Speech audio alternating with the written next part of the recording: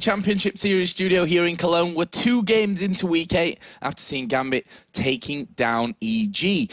And joining us is Alex Kazic, who just played an amazing game with Kazics. The pentakill, obviously the second one of LCS EU. How does it feel after making a pentakill? What goes through your mind? I was really happy, almost like tears on my eyes. I really love doing pentakill. That's why I'm playing Kazics. Is that the only reason? Just to get the resets and the jumps? No, just to get pentakill. Oh, okay. That's fair enough. Now, correct me if I'm wrong, but wasn't the last pentakill you got at IPL 5 with Master Yi?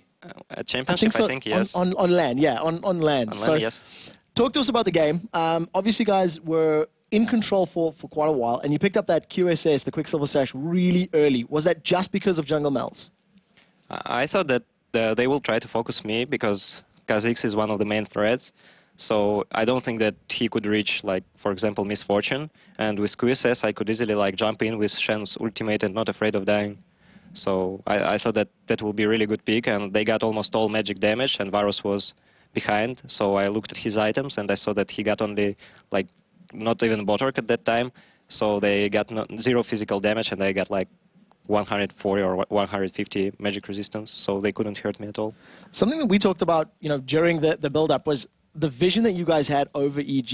It was superior to almost every section of the game. And when they decided to push the middle lane turret around 20, 23 minutes, they had no idea where the rest of your team was. How did you guys manage to put that play into effect? Did you know that they had no vision? Did you think they were going overly aggressive for that mid lane turret? That was looking like when they stack up, it's all the time was looking like desperation. So we didn't care much. Even if they had vision, they couldn't do anything, I think, in that situation. And we still got Shen with ultimate that could jump all the time. So it's like, if you got advantage with Shen, then it's bad time for your enemies. We heard you say on stage there that Snoopy stopped at M during his A to Z and picked Malzahar here. Tell us about Malzahar in the jungle. Do you think it's a good pick? I mean, would we see Diamond play Malzahar, for example? I don't think the Diamond will actually play it, but I think that it can be really good, like in some setups, maybe even in their setup. I think that if I went mid, not bottom against Malphite, then their setup would work really well, because I would get behind and Malphite would get ahead. But we read their mind and just swapped the lanes, and I was superior at the bottom. So I actually think that his cleaning time is really good, and as we saw 2 versus 2 fighting, Akali and Malzahar were superior to Nasus and Shen. So who knows, the game, if they could get some early frags, not us, I think the game could go other way. And what about later on? Obviously, you're going to play your final game, actually, in the LCS against Fnatic. Is that your chance to catch up to them? So I think yes. I think we really need it to win in All-Star voting. We need to win them, yeah. Talk to me about that, actually, because last weekend, you guys played, I think, 2 games last weekend, and looking a little shaky. You had the loss to Giants. When we were watching the team fights of this particular matchup, it definitely looked like you guys were a lot more coordinated, a lot more on point. So what happens from losing to Giants last week to convincingly defeating EG this week? So I think it's more about the comps, the game. So every game is different, and I don't think that EG comp was some kind of all in, or you win or you lose. And Giants comp was more about even if you lose, you can win. So it's if you are going all in, then we're picking the same pick. So one of the all in picks will win, and will win hard. So at this time, that's why it looks like Stomp. But I don't think that EG played that bad. I think that's because of the picks from our and from their side. Let's talk a little bit about the next game, just to have your opinion on it. Obviously, it's going to be Giants versus Wolves. That's a clash which, is down the bottom end of the table. Who do you think's the stronger team out of those two right now? So I think that the Wolves got their star player, Bjergsen, that is doing really well lately. But I still think that the most his played heroes are Kha'Zix and Zed, maybe Kassadin. So if, for example, Giants will decide to ban all 3, then I think he will pick something like Orianna or Syndra, and they are not that assassin-based, so he will not get the same influence on the game that he is getting. So this is one of the ways to stop them. And as for Giants, I think they got their pick at the moment. So they got what they should do I think it's like if you, for example, in Katowice we were losing, and then we got our pick and just like, for example, stop Koreans. So I think Giants are trying to do the same. Like they were trying to find. I don't think that they scream a lot. At least I don't see them. For example, like EG or other teams. So I think they're trying to find their way to win, and at the moment they are really good at it. So I think this matchup is really close. So I think that should be really interesting games. If Giants won't throw like they like doing, for example, even when they won Dragonborns, I think they did a lot of mistakes. So if they won't do these mistakes, I think they got really good chances to win. But still, Wolves got Bjergsen, and I always forget the Svenskeren, that is really good jungler too. So I want to quickly add something about the Giants. We've been talking to them a little bit about during the Pro Player Summit, and they were saying how they've gone back to their roots, focusing on 2 or 3 champions and really, really focusing on the basics. So hopefully they don't have those mistakes. Well, thanks a lot, Alex, for joining us. A good luck in your later games today. We're about ready to join our next game, which, of course, will be Giants versus the Copenhagen Wolves. And once again, your casters, Freak and Jason, take it away. Thanks very much, Jojo. And, of course, we have an amazing match coming up. This is the battle of 5th and 6th right now. It's going to be close. These guys are neck and neck in the standings. The winner gets to either take or keep 5th place, and the loser is tied with against all authority for 6-7. Yeah, it's hard for me to say too, but that's a big point because we're getting so close to the end of the season. Like, we're in week 8. There's 2 weeks left, even though we have 1 more Super Week to go. Yeah. You got to win every single game you can right now. You don't want to be in the bottom 2, or you'll be in that relegation zone, and you want to maintain your spot because you spent, well, right now you spent 8 weeks doing this. You've committed your life to doing it. You're training every day. You even have a gaming house in Germany. You want to keep that lifestyle, or else I feel like it was all for nothing. Yeah, absolutely. So let's break into the game. Let's look at the lineups as well. Up on your screen, you're seeing the blue side is Giants, Samix, Morden, Exterminare, Jimbones, and Babetta. And over for the Wolves with that red background for blood, we got Godbro, Svenskeren, Bjergsen, the Tess, and Deficio. All right, and we can see that these guys are absolutely skilled. You heard Alex talk about the players a little bit up on screen before. And let's highlight a couple of key players. Well, for Giants, I want to call it their support player, Babetta. Yeah, and for good reason. Last week, he played Zyra so phenomenally. Every single ultimate he used, offensively or defensively, was so immaculate. He also has one of the fewest deaths in all of LCS right now. It shows how well he is at playing support.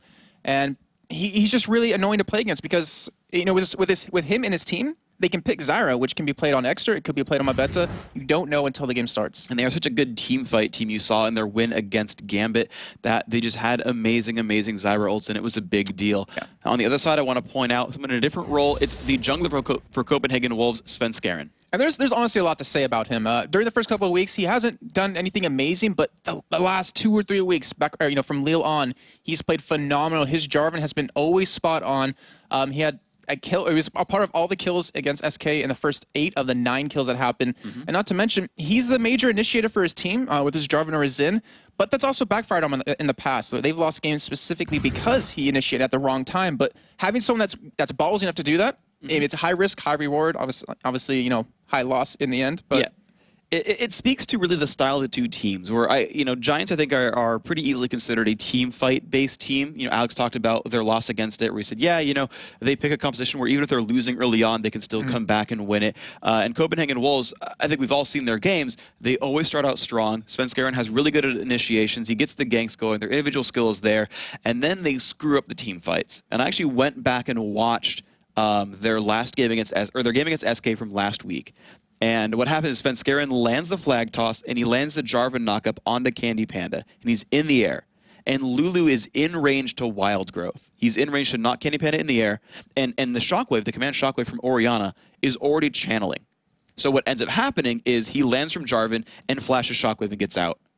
But because the call wasn't made, or not everyone heard it, that I've knocked him up, CC him, if they got the Wild Growth, knocked Varus into the air, they would have killed Candy Panda at the start of the fight and had a 5-on-4. Instead, he flashed out, forced a Cataclysm, won the duel against Jarvan, and SK won the fight. And so it's the coordination on the initiations that is most needed here for the Wolves, and that's the one thing I think they need to have the most. To me, that's also the problem that most teams have had coming in LCS, like the bottom four or the bottom four teams, is that they can win early game. Wolves did it every single game except I believe one in the first 4 or 5 weeks of this entire season, but they couldn't hold on to it late game for the most part. They couldn't, know when to force team fights, win the team fight like you're saying with the coordination. But, hopefully they've had time to work on it, and, if the teams stick around into the second half of LCS, we'll see if they've mastered that. Well, of course, the Giants have been sharpening their skills to contain the Copenhagen Wolves, and one with in particular, Bjergsen. Well, who are the Wolves focusing on? Let's hear what they had to say. I'm not quite sure what to expect from Giants when we're gonna face them. They're definitely not an opponent to be underestimated. Copenhagen están demostrando que es un gran equipo, empezando muy mal y han sabido remontar. Solamente se acabe en top 5 top 6 de la LCS y estará a un gran nivel y sobre todo van a tener que jugar nuestro mejor juego para poder ganarles. I think Giants jungler, Morten, is probably their best player. He's always making a lot of plays early game, he's putting a lot of pressure, and he's actually very good at, even though he's ganking a lot, and still keeping up in farm. Pienso que Wolves hay que intentar parar a Bjergsen, hay que intentar que no farme demasiado y que no coja mucho nivel y oro, y que no coja personajes como Zed o personajes de ese estilo que puedan coger mucha ventaja. Well, you can see they are having to prepare for the individual all-stars on both sides. And we kind of saw the same thing, really, in EG Gambit, where they let Alex live, they let him run around, flap those wings, get the resets. And he got a pentakill for it, right? They spent all their effort dealing with the top lane and dealing with Darien, and Alex was crushing some fools. Yeah. I mean, there's one thing, actually it was Goomba stomping. There's one thing that I didn't like about what Giants actually said was, you need to focus on Bjergsen, focus on him, kill him, stop him from farming, don't let him get any kills. Problem is that we pointed this out in the past, that the tests, like he always had a lot of pressure on his shoulders in the first couple of weeks. Once he came into the team, Bjergsen, he was able to finally, get that weight off. He was able to relax, able to actually start playing a little bit different, and he could really shine through if you don't focus him down either. And that's going to be interesting, right? It's a team with multiple threats. It's always been a big deal. Over in North America, we talk about Counter-Logic Gaming a lot because they kind of just have double lift, and they don't run threats anywhere else, really. Everyone plays a bit supporty, and that's really not the case here with the Copenhagen Wolves. Yes, everyone looks at Bjergsen. Yes, he's kind of pointed out as the best player in that team, and I don't think even he would deny it. As humble as the players are, like, everyone kind of knows he's the guy to look for. He puts up the big numbers, but you're right. The test is big. Sven Skaren always makes a lot of moves early on, and it's a big deal for these guys. They've got multiple threats, and they all can shine. Yeah, this is really going to be an interesting matchup, seeing Morten and Sven Skaren early on in the jungle, because they're both phenomenal early on. I mean, we've actually had people say Morten, he's one of the top junglers in EU. Sven Skaren's easily been climbing up that ladder, and Morten likes to focus on that top and middle lane, but Sven Skaren likes to do a little bit of the same thing as well. So we might see some clashing going on, and if there is, it's going to be an explosive match. It is going to be explosive, and we'll see if I was looking for one and didn't have it. Sorry, but to point out some history between these teams, they are 1-1 so far, right? And it's interesting because I would expect community voting, and by the way, you can vote who you think is going to win on lolesports.com.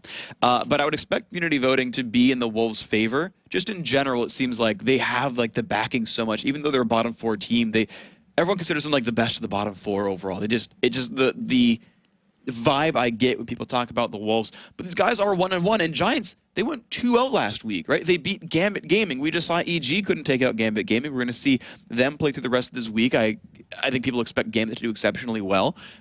You can't consider Giants slouches either. Yeah, and that's the interesting thing about Giants, is that we've seen them beat Gambit twice, but we've also seen them lose games that were just completely one-sided. Like they seem to be hit or miss sometimes, and hopefully they're going to work on that and just become good all the time instead of having those highs and lows of their team. I see Morten right there. I mean, to be honest, he's the big backbone to me on their team. We've talked about Bette talked about Exter in the mid lane, but it always seems to come down to the jungler, how well he can interact with all the other lanes. And with the whole Season 3 changes, with how easy wards are to get, it's about the junglers working around that and creating opportunities for their team. And we've seen that happen a fair amount, right? Like there were a large number of kills in most of our games, overall in the season, right? Like, yes, there's been a lot of wards. Yes, it's hard to work around, but we still see them make their way through. And that is all I'm really doing is repeating what you're saying because I agree with you. But it's how well they work around that. It's the new skill set that junglers have had to learn of whether it's a Ghost Volibear lane ganking from like 2,000 range away or whatever it is, Jarvan jumping over walls. These guys are so good. They find ways to just yeah, you can see me, doesn't matter. I'll still find you and I'll still kill you, and you're going to be dying. And that's the big skill these guys need. And just like you said, it's affected how the way that jungle's evolved, where you have Volibear, you have Nasus, you have Jarvan, you have Hecarim, you have these mobility champions to get in there quickly to go for the ganks. Like, there's no, there's not much Nocturnes anymore, not many Amumus, I mean, even Cho'Gath, because you need that speed to get in lane, because most of the ganks, like you said, are coming from the lane now. Yeah, and it's just always interesting to see. And you mentioned it, we've seen Ghost come out so much more as well, because it just covers more distance than Flash. And again, when you are a melee-based, need to hit you in the face jungler, hey, that works suddenly. Right. And it is interesting to see how they have adapted overall. Now, for what it's worth, guys, we're just waiting to get Exeter back into this game right here. We have 9 in the lobby, just waiting for the mid laner from the Giants to come on through, and then we'll be ready to go into this game. And I want to kind of take a step back. We mentioned it before, but I think it's going to show its head here in this game.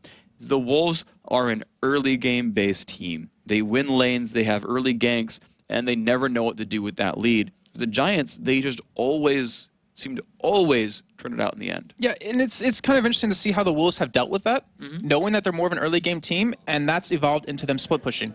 That's evolved into Bjergsen on his Zed going into different lanes.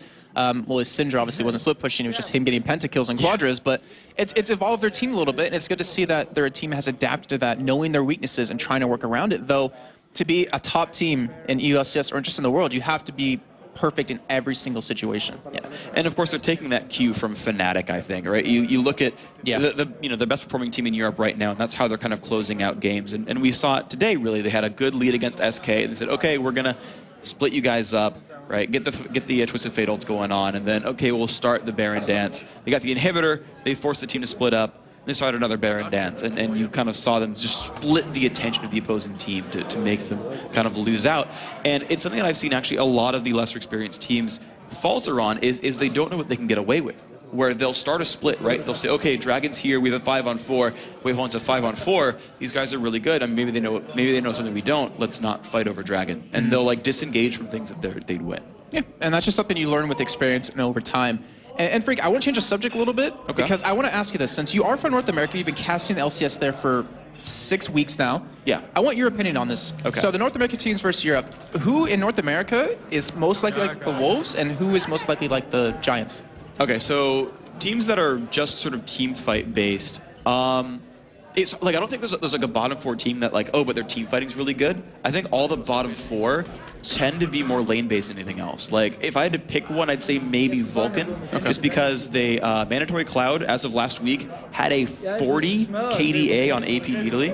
He just would yes, like really, like he just would never die, and he would just pull out these mid-late game like weird things and just kind of chunk through, and they would kind of just key off him and play a late game strategy. So that'd be my closest guess. As for like Wolves, that's pretty much like everyone else in the bottom 4, where their laning is amazing, right? You have guys like Mega Zero who beat Dyrus 1-on-1, like who's like winning the All-Star vote in NA. He's like, yeah, no big deal. I guess you let me 1-1, I'll win. But they're so inexperienced as a team. They have an issue. Actually, another person to point out there, Nian Tanso. He played in week 1. It was Vayne Lulu against Misfortune Thresh, no, Caitlyn Thresh, and he won. He gave up a kill at level 2 and still won in minions. So like they've got guys who are just like ludicrously good individually, and then team fights screw up. And so almost all the bottom 4 in NA are Wolves-esque, and they're actually trying to keep up with team fights. If I'm not mistaken, didn't Nian Tanso play? So he played AD carry, mid, and support for his team? Like he had switched roles? So his history overall was he was first in AD carry for Orbit, and then with Cloud9, he just started playing mid lane. And me personally, I was like, it seems like a waste of talent because he's always a really good AD carry player. And then he's come back to play AD carry for Marn again. He joined in. You might be thinking of Heartbeat, who he started as an AD carry. They kind of replaced him with Nian Tanso, and so he moved to support, replacing Atomic N. And that's kind of been his movement overall. So apparently, guys, to keep you up to date on what's happening here, we have to change a hard drive in, I'm guessing, Exeter's computer. So we're about 5 minutes out, and then we'll have this game underway. Yeah, and it should be a very exciting match. And you mentioned, Nian Tanso, he played mid lane for his team, then he switched to AD carry. On the Giant side, Jim Bones used to be was it top lane or AP? He used to play top AP actually. That's why he has Kennen in his pocket. So he played a lot of top as AP champions, and then he switched over to AD carry for his team, and it reflects why you see Kennen. It reflects his play style, and it's really interesting to see how these other lanes affect where you're actually playing. I have a question for you then. Are we going to see him play AD Vlad and AD Rumble? No. Really? Just no. Just no? I don't think it works out that well, unfortunately. Okay. But I don't think he's going to play Kennen in this game either. I'm pretty sure that will be banned out, because we should probably talk about that. There's a lot of champions that both these teams can play that need to be taken away. Yeah, so Bjergsen, right off the bat, I've got to say Zed. He's been massive on him every single time, and you don't want to give that one away. Cassian, I think, is another really, really big one. Thinking back, I believe I have my numbers right.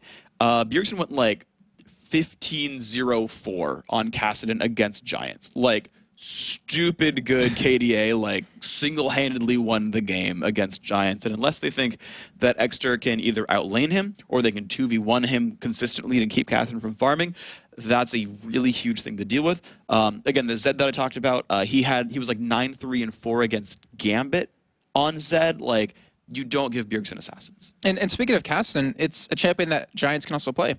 Like, Exter plays a phenomenal Cassian. The only problem is, if you're going to leave him open for a first pick, he's going to get countered. That's why you always save him for that last pick, usually on the red side, because you can't counter him then. And that, obviously won't be an opportunity. So we both agree Kennen most likely be taken away. Don't give him something he's comfortable with. Yeah. And then what about Jarvan versus Svenskeren? Because the last 3 weeks, he's been playing only Xin Zhao and Jarvan. I think those make sense as bans overall. It's hard because there's a lot of important picks out there overall. I think the Jarvan ban makes a lot of sense. We'll see if either picked up Udyr out of nowhere, because I don't think you'll see Udyr bans anywhere, because how could you possibly scout your opponents in time to know if they've learned the champion? I think it's because you already know what they're good at. I think you won't see Udyr ban. I think Jarvan makes sense. I would expect to see that one banned out as well. I think you would expect a Zyra ban against Giants. If you don't, I think it's a mistake. I'm also curious to see if they do want to ban out Ryze against Giants, because honestly, Extra plays it a heck of a lot. I think it's kind of like his automatic safe pick. We actually talked to Curse about why Nijaki always plays Ryze, and he's like, yeah, it works against everything. Like, it's not a big deal. Like, you just run him, and he's just really good. And it plays into the Giants' play style as well, right? They're late game team fight based, and Ryze is a late game scaling mage. So if Wolves need to sort of remove late game options from Giants, they might want to remove Ryze. See, I'd have to disagree with that. I don't think they're going to ban that out, because Extra hasn't played him too much lately. Like, that is one of his main champions in his pocket. It definitely is. But, we saw yesterday's Curse versus TSM. I don't want to spoil the game, but we did see Ryze versus Reginald on his Karthus, and let's just say it was very one-sided for one team there, but I don't think that's... when you're like, well, I don't know about Ryze so much. I don't want to spoil the result, but that lane didn't go so well for one of them. I meant the entire game. Oh, okay. Anyway. Yes, also in lane phase. But, it hasn't really been picked too much. It doesn't seem to fit the Giants' playstyle anymore as it kind of progresses on. Like, in the first couple weeks, it definitely did. The first time they played Gambit, they ran very taken champions. They had Olaf top lane, they had Mundo in the jungle, they had Ryze in the mid lane, and they had that tanky front force. But the game's kind of progressed into this now, not about tanking, it's about damage. Just all about damage. Burst the other team down before they can kill you kind of thing. And I'm curious to see if they're going to run with that. And also, one more champion we could talk about, Elise. Because Morden's runner in the jungle quite a bit. Usually if we see Elise picked, it will be there. But, we could see what EG just did. We could see them catch him off guard by, playing Elise top lane or playing Elise mid lane and then running a different jungler. Sure. And it's really up in the air, right? Like, a lot of teams have started running 4 damage threats. Fnatic did that themselves. They had, it was 2 games ago. I want to say it was Lulu. I could be silly and just not remember right now, but like they ran 4 damage threats. Right, they ran basically 4 damage threats, and they all got in there and fought and did a whole bunch of damage, and they just like ruined the backline's day. And then you saw the exact same thing for Evil Geniuses, but this time it misfired. They ran 4 damage threats, including the jungle Malzahar. They tried to get to the back line, but they got out team fought. They fought all the 4v5s in a row. And it's certainly not a possibility, right? Like, Jarvan can get into the back line. They can run Godbro on something damage. Even something like Singed, you can just run to the back line and deal with an AD carry. And, of course, when you got assassins like Bjergsen, like, sure, yeah, you have more damage threats there. And it is an interesting style to see, like, kind of what they're going to go for. You mentioned the Olaf earlier from Samix, certainly a possibility as well. There's a lot of really ways these guys can go, is the thing. Yeah, and I like how you pointed out that for Fnatic, 4 damage champions, it worked out really well for them because they got ahead, like they got 1 or 2 kills and then snowballed from there. Yeah. And they saw EG, they ran the same thing, 4 damage comp, but they fell behind and just continue to fall behind. Yeah. It seems like it's a really snowbally composition for you. Yeah, and when you look at actually the Fnatic SK game as well, like you look at what happened to the respective backlines is they actually found the support, right? They found Nif with a cocoon or early burst damage, and they forced him to blow bad crescendos and go down early on and not be able to contribute to fights. Really, you look at the other side where Fnatic was like, yeah, we're all going to dive in, and hey, you guys are alone in the backline, Lulu and everyone, you're just going to be alone and enjoy your cruddy 2v5. And Lulu is such a good save me. Right. Like, you have the shield, you have the slow, you have Whimsy for a damage threat, you have the ultimate. It's all just so incredibly powerful. It's easy mode. You can actually hold yourself on, let your rest of your team dive through, and keep your AD carry alive. See, that makes me wonder, where's the meta going to evolve after that? If this stays the current way, the 4 damage champions, would it evolve into that poke comp again, like the really nice disengage into poking? Because if you poke if they 4 squishy champions are high damage, you poke one of them, they're pretty much out of that fight. They're going to have to go back and heal. Yeah, and that's kind of what happened. Assassins got more usable over, really. Like, Assassins have come back into the game. We didn't used to see Kassadin.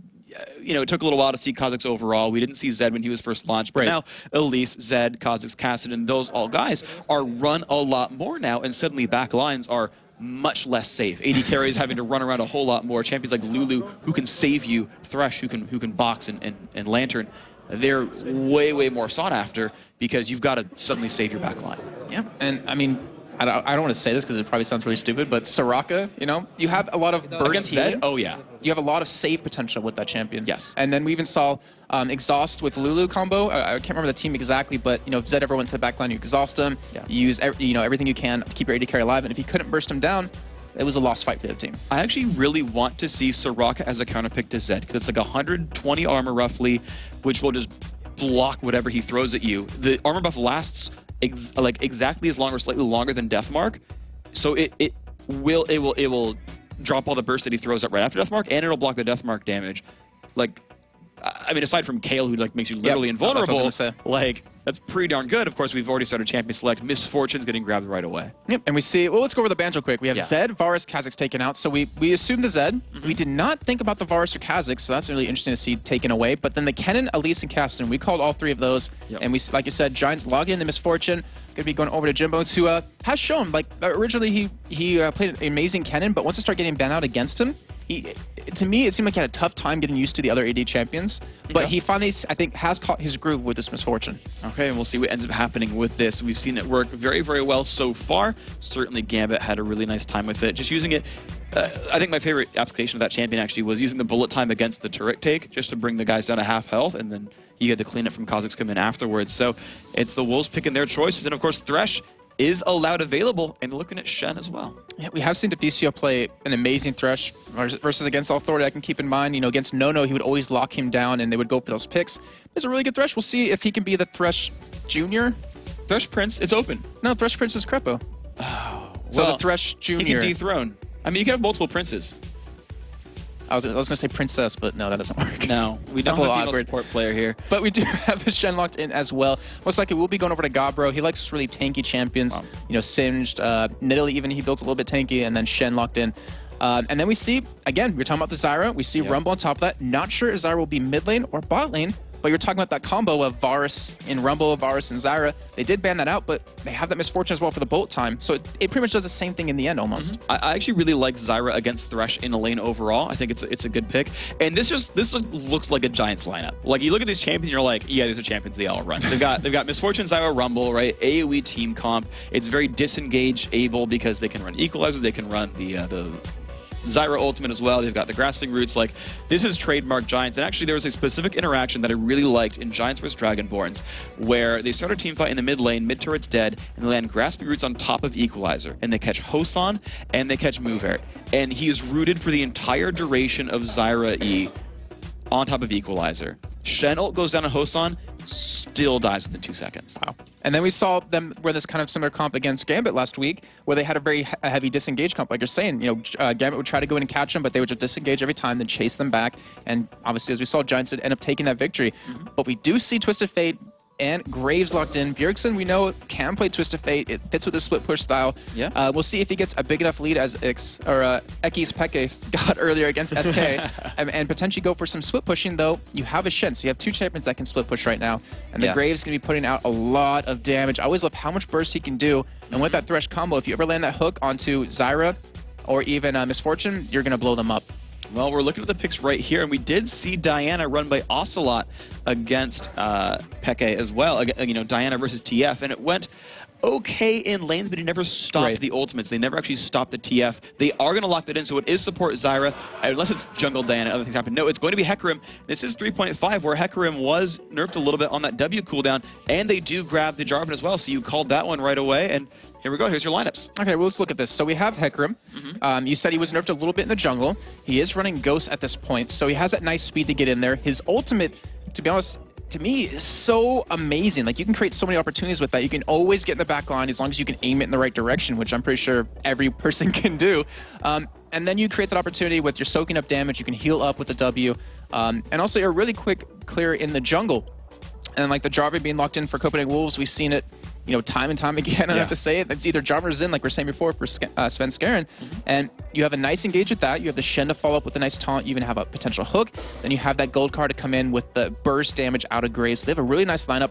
We talked about them before last week, where they were running that Orianna Jarvan combo, and they didn't seem to have a lot of damage, but actually, I think they ran the Graves with it as well last time, but this time it looks like they have the damage they're going to need against the Giants, who very assassin-like, you know, because you have that ultimate out of Rumble to lock down the other team, to slow them down. Then you have Extra get the back line. You have Babetta, who played phenomenal with the Zyra ultimates to set up an entire fight for your team. And like you're saying before, Giants want to go for these team fights, and Wolves, they want to go for that early game advantage. It is interesting, right? And you just mentioned sort of the like quasi-assassination available.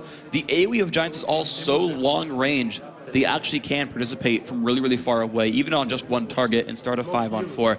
Now, guys, we are about to get underway into this game. This is number 5 versus number 6 in the standings, staying top 6. So important right now. The loser will be tied for 7th against All Authority. So this is a must-win for both of these teams right here. You can see the Copenhagen Wolves on your screen right now. They are the red team in this game, and this is going to be a brutally important game. We're down to the last 2.5 weeks of the season.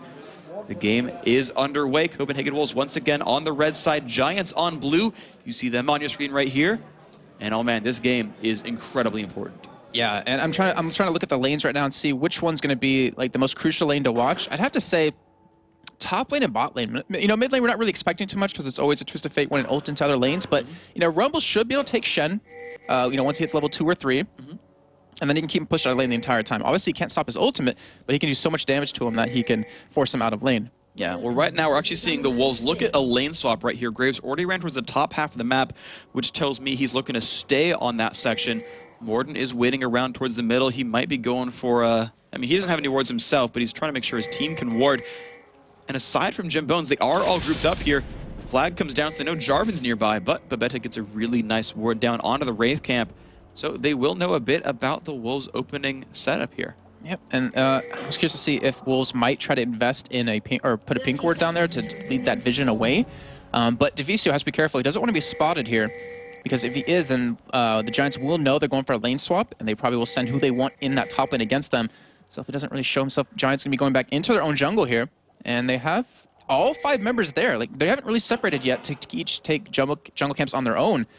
And it looks like they haven't really decided on lanes just yet, as we do see the Wolves poising to go in here on this blue. They did eventually use a vision ward there, so Deficio did sweep that one out. So there's no more jungle vision at all from Giants, and we'll see if that pans out to be something good here for Copenhagen Wolves. They're still grouped up in the top half, though. It's a minute 40, and they're looking to get a late steal on the blue buff. However, Babetta is going to sit there.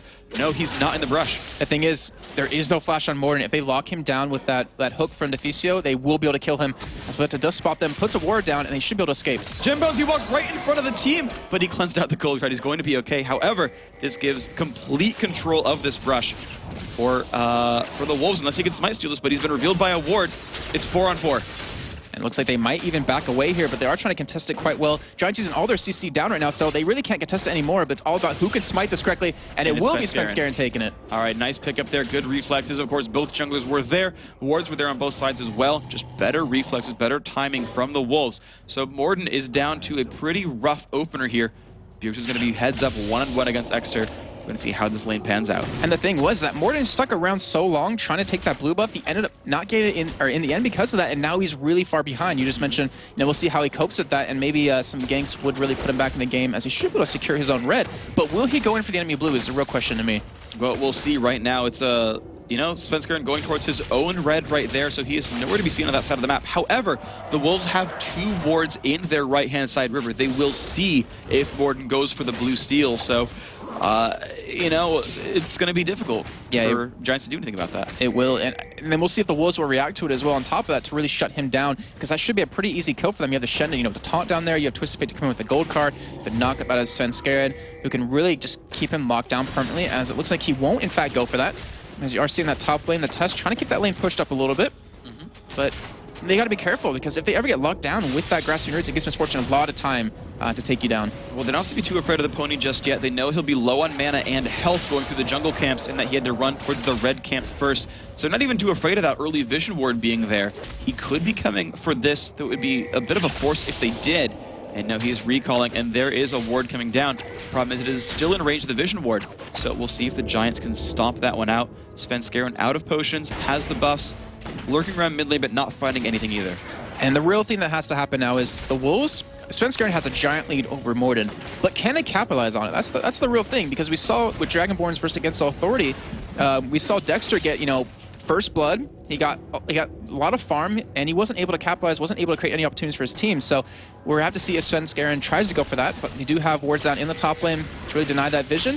Actually, have a pink ward down for Giants, and that really should cut off his access, as Morden's going to come up, I think, just to kill the ward and then walk away. Well, he'll get spotted, but here's kind of the mind game, of course, because they won't know if he goes back to the jungle or if he camps the lane. So Svenskeren's probably going to wait around to camp this one out. The thing is, he has no potions, so he's actually running lower and lower on health, and Morden's going to go and just kind of farm up for a bit. But Babetta now has control of the lane. He's got plants up in the brush, and the Wolves, they have no idea what's going to happen to them. They still have to be pretty afraid here. I still like their setup, though, because Deficio's sitting a little bit back, and because of that, he can always put that lantern down, and then always help Graves to escape, even if Hecarim does come in. So it's going to be a really hard lane for him to gank either way, as he does hold mid lane just for a little bit, try to catch up in CS, or at least in levels.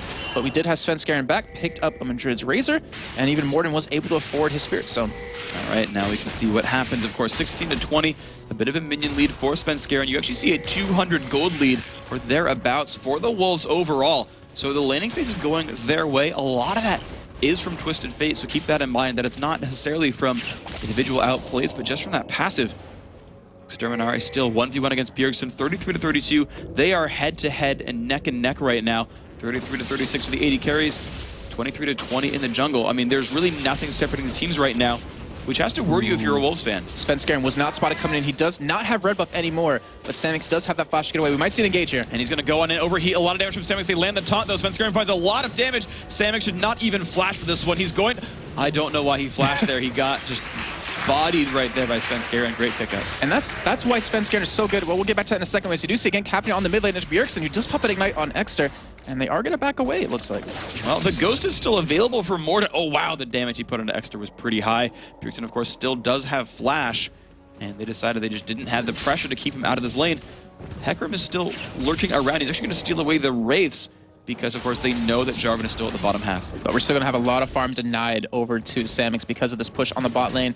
And real quick, just to go back, I was saying Svenskeren, that just shows his mastery of that champion, because he just went in with the taunt, didn't use his EQ combo because he knew the other person had flash. He didn't want to commit to it. As we do see, Bjergsen getting caught right here, but we have the Shen ultimate coming down. They do bring the Shen. He's going to be in range. He lands the taunt on the Morden. The red card is going to be what lands, and it's not enough damage. The wild cards are, though, and now it is suddenly Svenskeren underneath the turret, but they weren't ready for that one. Forced to flash away. Gold card lands. Extra takes some damage, but not a kill picked up there. Still, 2-0 Wolves ahead. And that right there is what we're pointing out in the highlighted player list before we start this game. Is Svenskeren, he likes to initiate. He has really good timing on it, but right there, he initiated when his team wasn't ready to go in, and he almost died and paid the price for it. But still, in the end, it works out for them. A nice 2-0 lead, and the Wolves looking very, very hungry right now.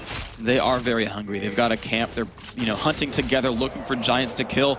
And maybe they won't go hungry tonight. Right now, the test now. 2v1 against Jim Bones, actually forced to run away. The damage back there from Misfortune, even with just a Vamp Scepter, quite high. So the Giants were the first to back here. They've got the items first, but 60 minions are there for Graves. He's going to buy a lot of items himself as Morden clears out the Wraiths. Smart play by Giants. So they did back earlier when the wave was pushed out, so they didn't miss any CS or farm, but now they're trying to push the wave up against Wolves to try to force them to miss some CS, but they realize they're not going to be able to do that in time. They're going to have to back away, but God, bro. Giants belt, Ruby Crystal, all from that first gank. That has put him so tanky that I'm pretty sure Samix shouldn't be able to kill him in a 1v1 anymore. It will be difficult. He even gets more sustained because his Q heals off of max health. Test back to the mid lane was held very generously by Morden here. We can see 50 to 59, still a pretty close matchup in this mid lane. And Morden might be getting his first blue buff of the game. Actually, he might even not. He's probably going to go to Exter. And you can see he runs off to the side. This tells Wolves they know they started on blue buff. Of course, they had it timed the first place. And Svenskeren is coming across the wall. His smite is not up, though. See if he can still, maybe with the lucky flag right here as he's do something. Oh, not quick enough. And they will get that over Diana. Well, that was a big play by them to lock that down and keep it on him. But we should point out, Bjergsen is level 7 now. He can ulti as he looks like he's heading down there to go for it anyways.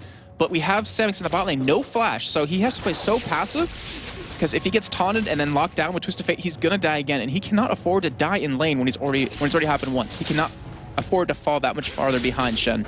Now they've got to be able to have someone who can deal with the Nigadro split push. So he was going for it right there, but ended up backing away.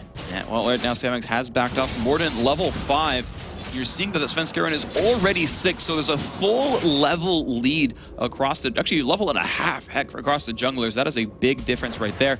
Bjergsen is 7, and then he's actually going to go for the top. A bunch of damage there from Godbro, but he's overextended because here comes Hecarim off from the side. Is it going to be enough to kill him? The flash is available from Shen. They're going to dash on in. A lot of damage here. They're going to go in for it. Of course, the equalizer is available. Godbro flashes away from it, though. He gets out pretty cleanly. Yeah, that was, I don't even think that was a misplay. I think that was actually a smart job by him because you had Bjergsen coming down a little bit to help out. Looks like he wanted to bait Hecarim in, like, hey, come at me. And then they wanted to turn around against him. But still, you saw how much damage Godbro took. It wouldn't have worked out in the end. But we do have Bjergsen. He's going to secure his own blue here. And he will maybe be able to find the ult because he hasn't done it just yet. And, you know, in the Fnatic SK game, we saw Expected going down there pretty much every cooldown or into a lane to go for some kills. Yeah, he's not really found the openings on that dual lane. It is a 2v2, you know, heads up. And, you know, it was mentioned before that, Cyanide said that Sona Twitch doesn't have really good disengage. They can't run away from these fights. Apparently, they just really respect the Babetta Zyra here that is saying that he's going to be able to disengage from these fights, even though they do have Thresh here able to start fights.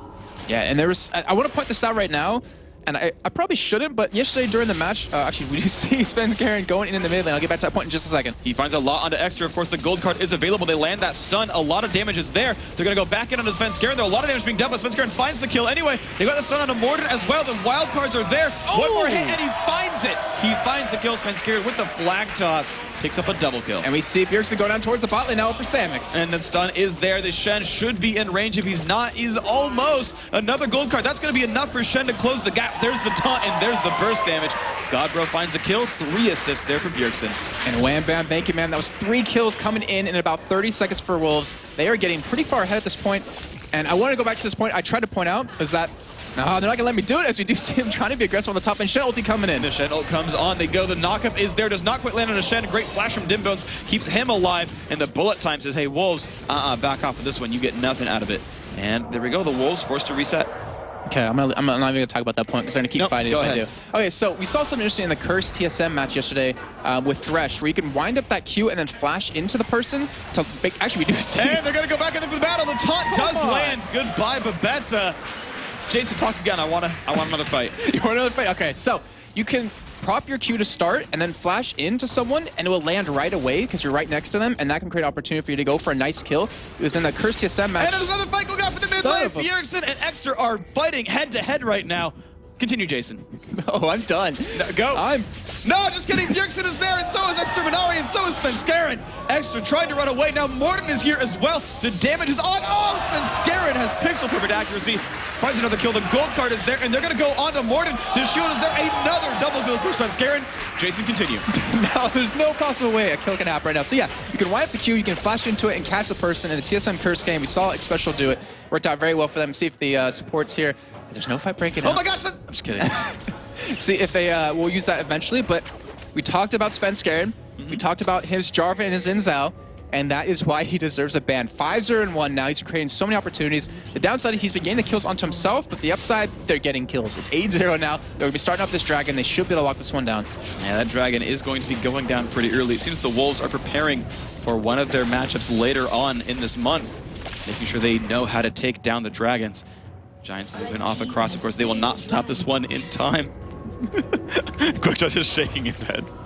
Bjergsen, thing is, there's a ward there. They see Samix. He doesn't actually know where Svenskeren is. They're going to find him here with the gold card, and they're going to get the knockup as well. Samix is not going to like his life. He flashes away. There's the ult coming across, but a beautiful equalizer. Samix does go down, but they find the kill back. Not quite the knockback on a Bjergsen, but they trade 1 for 1. Yeah, 1 for 1, but they gave away a giant killing spree bonus over to Extra. 500 extra gold from that, and you don't want to get Diana fed. 500 extra gold? Yes. Continue, Jason. Get that nice extra gold, and it will help them get really fed here, and you don't have a fed Diana, but still, they got Dragon, they got 1 for 1, and they put him ahead. All right, we'll see what ends up happening. I'm just grinning right now because it was such a bad joke. Godbro shoving this bottom lane down. That is going to be 2 for 0. The Wolves have it, but the ult coming out from TF. He's going to find Extra right in the mid lane. He pulls him back, but has turret aggro. Bjergsen with the spooky ghost slows down Extra. Is it going to be enough? He fires back in. The double dash is there, but Bjergsen says, double dash. Not a good enough game. That's going to be my kill picked up. And there we go. Bjergsen just finds another kill in the mid lane. And that Twin Shadows early buy for him completely working out right there. Great play by him overall. He caught Extra under his own turret, so he actually got some damage onto him from it and a little bit of assistance. And he actually might have died if he didn't get that extra damage. Just enough damage. And there we go. Missing a couple of abilities there, Deficio. Yeah, in between the 2 posts, 3 points for the field goal, or 1 for the regular goal, depending on the football you like. And the test, here we go. Just chilling up in the top lane. Godbro and Samix still heads up. And impressively, Samix is picking fights despite being down really heavily. And that might have been a mistake. Godbro goes in for the top. A lot of damage there. Would you look at Samix is dropping in health. He's kiting incredibly well. The flash comes out from Godbro, and the Q is enough to pick it up. That's another kill picked up for Shen. And that is a 0 for Samix right now. We talked about he needs to get back in the game. He can't afford to be killed over and over in the bot lane, and yet it's happening every time now. He's going to be out of the game for a long time. This gives the Wolves, even if they're not amazing at team fighting, it gives them such a huge advantage that they couldn't possibly lose a team fight at this point. We'll see what. As I say that, they're going to lose a team fight. It's a possibility. It's the caster curse, man. You can't claim anything. Extra sitting up in this mid lane. He's getting his farm back up, 96 to 116. A bit of a deficit there overall between these 2 mid laners. You're seeing the top lane goes so well for the Wolves as well. Godbro, 110 minions, 2-0 and 3. Svenskeren is just cleaning the jungle out. But Morden, whether he's been holding lanes or not, is, he has got more minion farm than his opponent.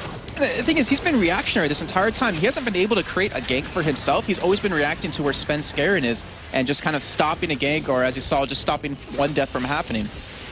Yeah, he's got no successful ganks from it at the very least. He's tried. He's certainly put pressure on Bjergsen, but he's not found the kill from it.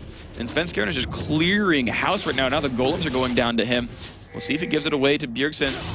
Looks like he is. He's waiting around. That's going to be going to TF. So blue buff going to be picked up there. Yeah, there's the pickup.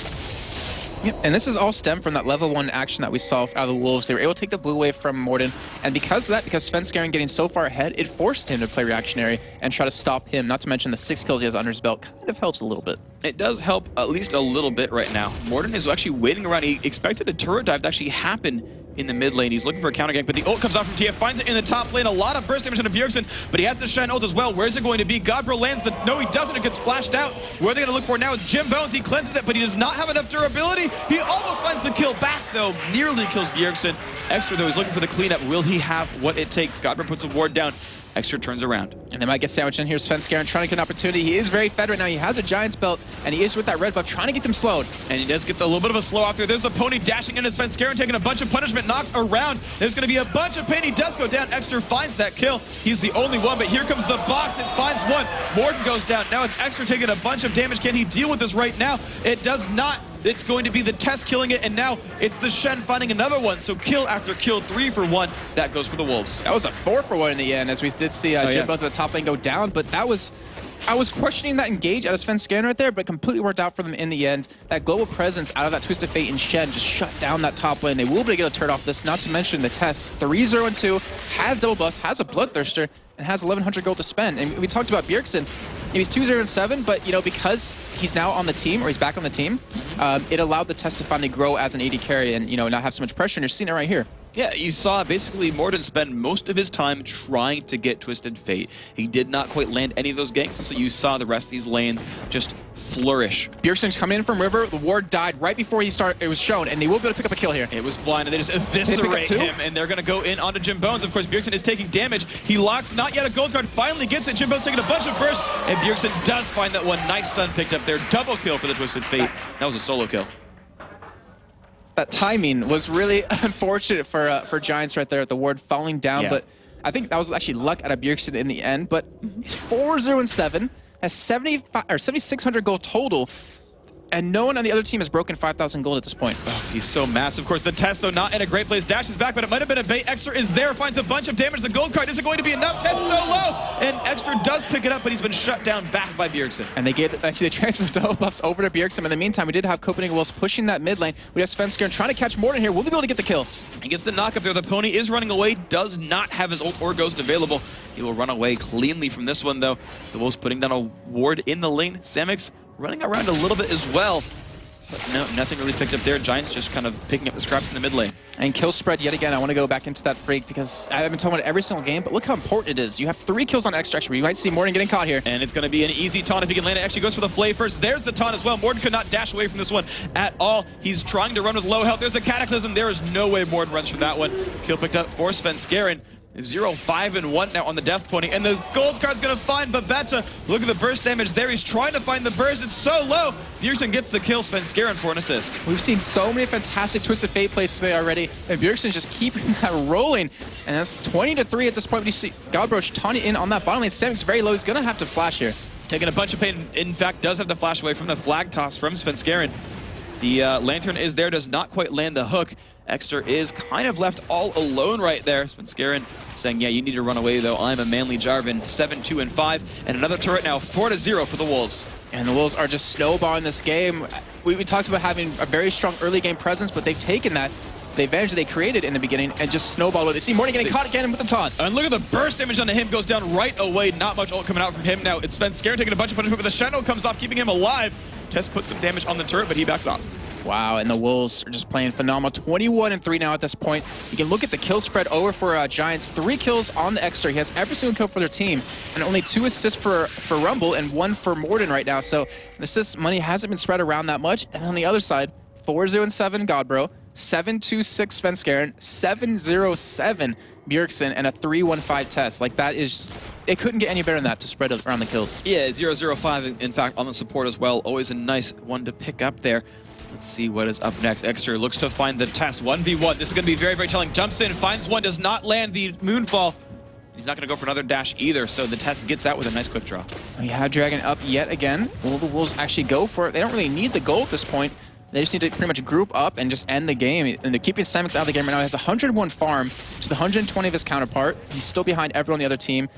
Shen actually has, well, he's 120 CS to the 160 of Misfortune. I was going to say has more CS than everyone on Giants, but at least Misfortune is keeping the game. Like, Jim Bones is doing a good job. He's keeping up in farm, but with having no kills or assists in his pocket, the gold is non-existent. Yeah, and you just look at the difference in items though overall. He's got, oh no, it's Extra. He's going to be found. He actually misses the Q, but it's not going to matter anyway. Bjergsen with a bunch of pain. Moonfall goes off, has a shield as well. Now, Lichbane blue card is all it takes. Bjergsen finds another kill. He walked away from that explosion right there. Sunglasses on. Did actually just Swiss have sunglasses? No. Oh, that would have been funny if he did. But we do have Baron as potential. Pink ward is picked up for the Wolves to put down, and they could go for it if they want. They are so far ahead they don't really need to, but it might just make them feel more safe. Yeah, well, certainly safety is, well, something that the Wolves have and not so much the Giants. They're easy targets, they're so tall, so it's gotta be difficult for them. I actually heard the sigh from Joe Miller. I have soundproof headphones on and I heard that sigh. So, again, the Dragon going down once more for the Copenhagen Wolves, proving they are still the baddest jungle camp on the Rift. This is going to be theirs just cleanly. 39,000 gold they're going to have against 25,000 from Giants. Certainly a big lead there. Almost 10K right now on Bjergsen. He is massive. 50% more individually than anyone on the other team. Yep, and the Wolves, like, you see why they're so far ahead, because they took all the belts from the Giants. They're sitting on 3 Giants belts at this point. Used to be at the beginning of the season, whoever had the most Giants belts would win the game. But still, with Svenskeren being 7-2, you cannot kill him. Oh, we do have Giants are trying to go for a sneaky kill here. They might be able to pick it up. This is really smart. They're going to get a 2-man route. The ults come off. Look at the burst damage. And they don't even find one kill. It's Godbro in the middle. Finds a beautiful taunt. So much AoE. Godbro still taking damage. Svenskeren getting dropped low, but they find Morten first. And they don't find anything else afterwards. A beautiful setup, and they get nothing for it. That was amazing play out of Giants, but they just were too far behind at this point to make it worth anything. We saw a perfect taunt. Actually, sorry, a perfect grass roots come out of Babetta.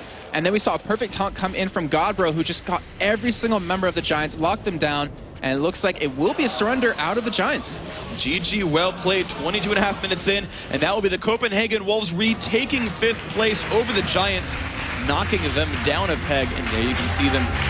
Good mix of relief and happiness on their faces there. And that was just very amazing play by that team. It almost, I hate to say it, but almost looked too easy. But I mean, the Wolves, they caught them. They caught the Giants off guard in the beginning. They took the blue way, and they kept Morden out of the game. And they even did a great job of keeping Jimbo and Babette not from getting farmed. And then Samix, who just got shut down completely in lane. Yeah. Wolves did a fantastic job. They put the pressure in all the right places. And I want to point out again that Giants spent a lot of effort trying to take down Bjergsen. We saw Morden gank him multiple times and never found his footing, could never knock him down to the right turret, never find quite the kills. And it relieved the pressure. Everyone else just succeeded so well.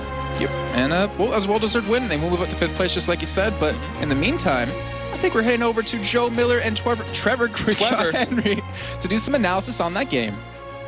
Thank you, Trevor. An amazing matchup there from, if you're a Wolves fan at least. Giants they look almost non-existent there, sadly for them. You could actually see them on camera. They were crushed by that matchup. It went so wrong from very, very early on. Yeah. And there was just nothing that they could do. They tried to make plays happen. You've seen in that very, very last team fight. They had a perfect engage, but they simply couldn't put the kills on the board, and they just ended up falling over and said, well, we can't come back from that. Yeah, far too far behind. But that's, another one of these bottom half of the table clashes, which surely are going to shape how the table looks by the end of this first half of the season. It does, and it's like they were saying, what Freak and Jason were saying leading up to it, the victors of this match pretty much claim 5th position, while whoever loses it ties themselves for that 6th, 7th spot at the moment, along with Against All Authority. And this game as well, it was a rematch of TF versus Diana, and for the second time today, TF convincing winner. The funny thing is, we were looking at it earlier on in the game and comparing the CS and comparing that to Ocelot versus Peke earlier on, where, it was very, very even, whereas in the game before we didn't see that.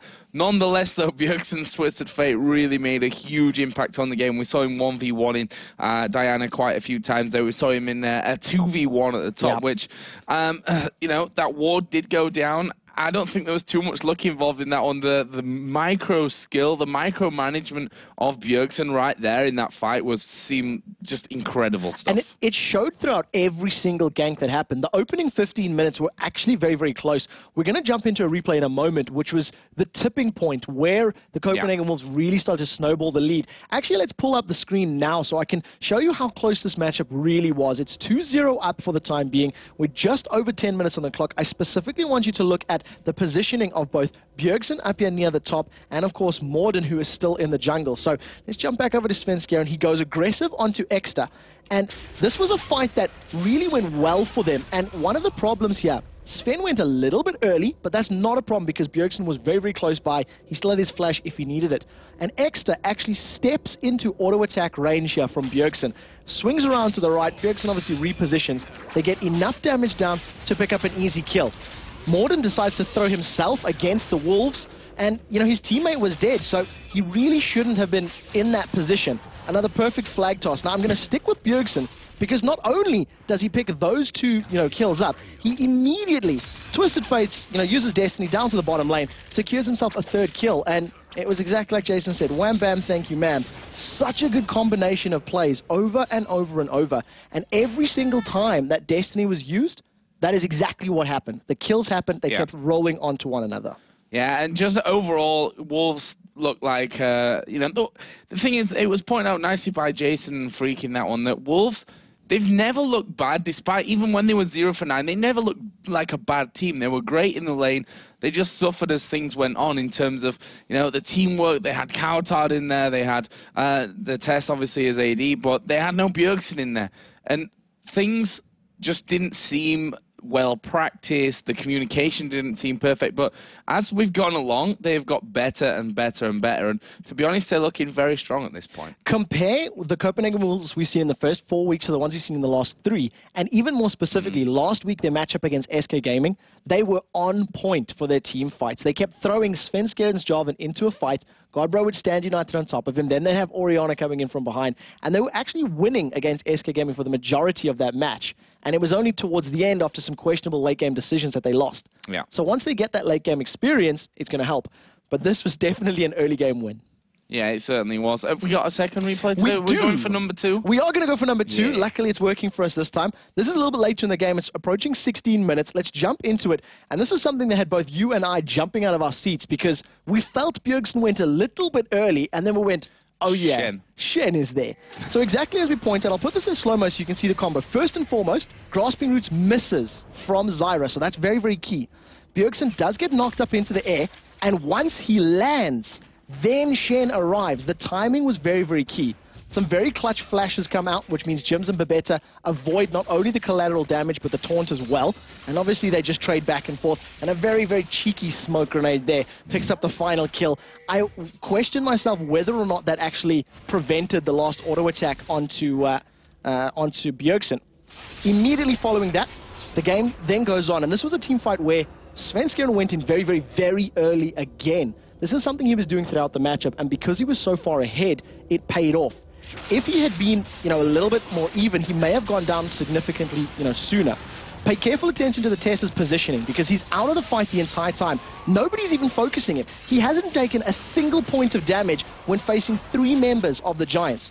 He joins the party after everybody, the major threats are down, cleans house with a couple of very quick kills, and ended up being a 4-for-1 trade from that top lane to the jungle, and it was just time and time again. And I have to say as well that Deficio, we didn't really talk about that much, but his position, he had the lantern in there first of all, so if anyone had got in trouble, they could have come back out to him on the river. The second thing he did was like, all right, no one's in trouble here. I'm going to land a hook, and he got straight in there, and the box was in the most perfect position that it could have been there. So overall, Wolves looking very, very good at this stage. And we talk about this top 4, bottom 4 a lot of the time, but the way that the Wolves have been playing recently, we could start to be talking about a top 5 and a bottom 3 because they are looking very, very good. It's time to call an MVP for this one. Not the easiest of decisions, but I think we decided that Bjergsen's going to be the man. Yeah, we had to highlight Bjergsen for this one purely because he set everybody up. The opening 15 minutes, it was all about Svenskeren. He went 6-0-1 before eventually giving up his first death. But it was because of the gold cards and because of the positioning of Bjergsen that actually happened. So congratulations to the all-star mid laner. And yeah, well played. Well, speaking of All-Star, you can still vote for your All-Star players, and you've got till April the 15th. That was one day out to make sure you get those votes in there, which I'm sure a lot of people will be changing their minds after seeing today's play from a lot of these teams. Either way, congratulations to Copenhagen Wolves on the win. Let's hit the main stage where Shox is waiting with Bjergsen. Thank you very much. I'm here with the MVP, Bjergsen. Now, first off, Bjergsen, you guys had a very good level 1 team. Was that the plan to try and force something level 1? I'm just going to excuse for my voice because I'm still pretty sick, so my voice might sound pretty weird, and I apologize. But for the level 1, we had 3 CCs at level 1. We had Shen Taunt, we had Twisted Fate Gold Card, and we had the Thresh Hook.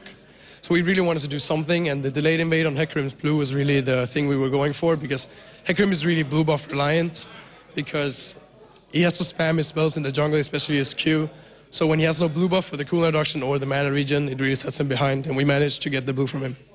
You also had a very good game on TF versus Diana. We also saw that matchup in the SK Fnatic game. Does TF always beat Diana, or?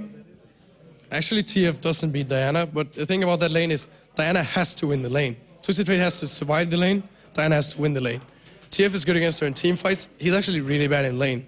But if he has any jungle pressure, then you can easily bait her in, then stun her, like I did, and Jarvan was lane ganking. It's just Diana really has to get kills on Twisted Fate, but if she doesn't do that, Twisted Fate will outscale. And that is what happened. Now, you guys did really good in Super Weekend, where you kind of came back into the standings, and then you kind of had a worse period, so you really needed this win. Was the pressure on? We felt the pressure, yeah. This was probably the most important game of all in LCS, because I think Giants were ahead of us in the standings, and we really wanted that 5th place. That's really what we're going for now. After last week, we kind of gave up going for 4th place. We haven't given up, but it was more realistic before last week. But now we really wanted to get 5th place, and it was this game we had to win. And you did. Now, finally, you got MVP again, doing very well. About the All-Stars voting, Do you see yourself deserving that spot, or what is your opinion on the mids in Europe right now? I honestly don't think I deserve it. I think the best mid at the moment in Europe is Peke. I really look up to him. I've always liked his play style. He's always been the one that I wanted to play against. It's just an experience to play against him. I think he deserves being in the All-Star team. Thank you very much, and feel better soon, Björksen. All right. Now, the last time these two teams met, AAA brought down the house with a spectacular base race. The Dragonborns will surely be looking for revenge in this next matchup. DV versus Against All Authority after this.